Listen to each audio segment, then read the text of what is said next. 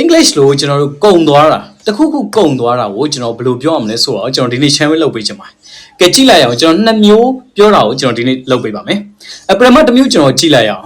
ငါတို့ရှိမှာစံကုံသွားပြီဆိုလို့ရှင် we have run out of rice we have run out of rice ငါတို့ရှိမှာစံကုံသွားပြီ။ကဲနောက်တစ်ခုဒီကောင်အလွယ်နည်းကျွန်တော်ထပ်ပြောလို့ရပါသေးတယ်။ we are out of rice we are out of rice ငါတို့ရှိမှာစံကုံသွားပြီ။ငါတို့ရှိမှာရေကုန်သွားပြီဆိုလို့ရှင် we have run out of water we have run out of water ငါတို့ရှိမှာရေကုန်သွားပြီနောက်တစ်ခုက we are out of water we are out of water ငါတို့ရှိမှာ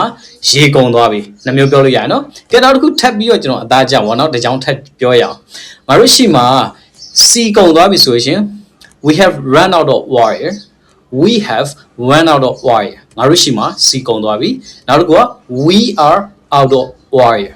we are out of wire ငါတို့ရှိမှာစီကုန်သွားပြီ so it's been run out of ရပြီးတော့ are out of ဆိုပြီးကျွန်တော်ဒီလိုနှစ်မျိုးသုံးလို့ရပါတယ်နော် be out of ဆိုပြီးတော့နှစ်မျိုးသုံးလို့ရဖြစ်ပါတယ်ကဲဒီနေ့ဒီ word ကြလေးကိုကြည့်လိုက်မယ်ဆိုလို့ရှိရင်တခုခုကုံသွားပြီကိုရှိမှာမရှိတော့ဘူးဟာကိုဒီလို expression လေးနဲ့ပြောလို့ရတော့ကိုကျွန်တော်ဒီနေ့ channel လုပ်ပေးချင်တာဖြစ်ပါတယ်အကျိုးရှိရဆိုရင်ကျွန်တော် page ကို like and follow လုပ်ဖို့ကျွန်တော်တောင်းဆိုပါတယ် thanks for watching see you in the next video